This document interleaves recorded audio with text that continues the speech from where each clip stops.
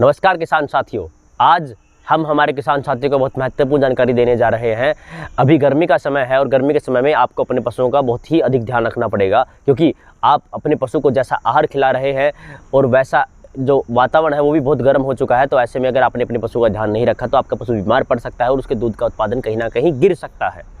तो ऐसे में जो आपको ध्यान रखना है वो सबसे पहला ये है कि आप अपने पशुओं के आहार के ऊपर विशेष ध्यान दें। मतलब जो आप सर्दी के समय में आहार खिला रहे थे वो आहार बिल्कुल न खिलाएं। अपने पशु को इस समय में गुड़ बिल्कुल न खिलाएं, उसे बाजरा या फिर कोई अन्य पदार्थ है ऐसे बिल्कुल न खिलाएं जो आप सर्दियों में देते थे। और हो सके तो सरसों के तेल की मात्रा को भी बिल्कुल कम कर दीजिएगा, क्योंकि सरसों का तेल भी पशु के शरीर के अंदर गर्मी प्रदान करता है।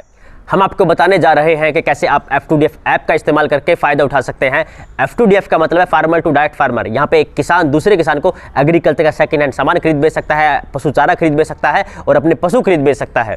और F2DF का दूसरा मतलब है फार्मर टू डायरेक्ट फैमिली, मतलब किसान के खेत से, किसान के घर से सीधे उत्पाद एक परिवार की रसोई तक पहुँचेंगे, जैसे कि फ्रूट और सब्जियाँ। यहाँ पे सबसे बड़ा फायदा यह होगा कि आप मुनाफाखोरी से बचेंगे, आपको किसी को कमीशन देने की आवश्यकता नहीं है। आप F2DF ऐप को डाउनलोड कीजिएगा, प्ले स्टोर पर अवेलेबल है, लिंक नीचे डिस्क्रिप्शन में दिया गया है। F2DF ऐप को डाउनलोड कीजिएगा और मुनाफाखोरी से बचिएगा।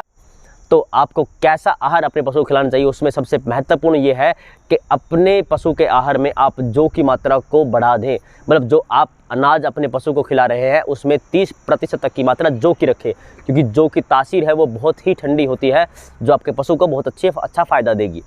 उसके साथ जौ के साथ साथ आप जो चीज़ जिस बात का सबसे ज़्यादा ध्यान रखना वो ये है कि अपने पशुओं को खुले में बांधे, जहाँ पे वायु जो है उसका प्रवाह होता रहे निरंतर। और जो आज के वक्त में आपको अपने पशु के आहार में मिलाना चाहिए वो है आंवला। आप अपने पशु के आहार में थोड़ा सा आंवला ज़रूर मिलाएं। अगर आप 100 ग्राम आंवला अपने पशु के आहार में मिलाएंगे तो आंवला की तासीर बिल्कुल ठंडी होगी, जो आपके पशु को कहीं ना कहीं ठंडक प्रदान करेगा। अगर आपका पशु एलोवेरा खा सकता है तो आप अपने पशु को एलोवेरा भी उसके आहार में डाल के दें। जब आप अपने पशु के लिए दलिया भिगो के दे रहे हैं, ऐसे में आपको इस बात का ज़रूर ध्यान रखना चाहिए कि आप दलिया उबाल के ना दें, पका के ना दें, उसे भिगो के दें। और भिगोने के लिए भी आपको ज़्यादा समय इंतज़ार नहीं करना, 1 से 1.5 घंटा काफ़ी है, क्योंकि अभी गर्मी का समय आ चुका है।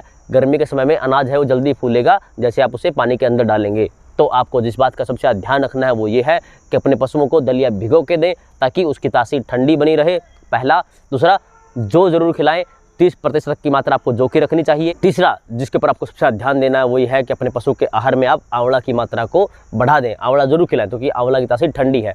उसके बाद चौथा जो सबसे महत्वपूर्ण वो ये है उपाय कि अपने पशुओं को खुले में बांधें ताकि वहाँ पे वायु का प्रवाह होता रहे, निरंतर होता रहेगा, तो आपके पशु को कहीं ना कहीं गर्मी से राहत मिलेगी। और पांचवा जो आपको सबसे ज़्यादा करना है वो ये है कि अपने पशुओं को गर्मी के समय में निरंतर पानी पिलाते रहें।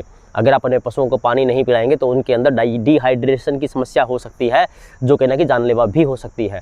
तो ये 5 उपाय ज़रूर कीजिएगा, जिससे आपका पशु जो है वो स्वस्थ रहेगा, दूध का उत्पादन भी नहीं गिर पाएगा और कहीं ना कहीं आपको भी फाइनेंशियल बेनिफिट होगा।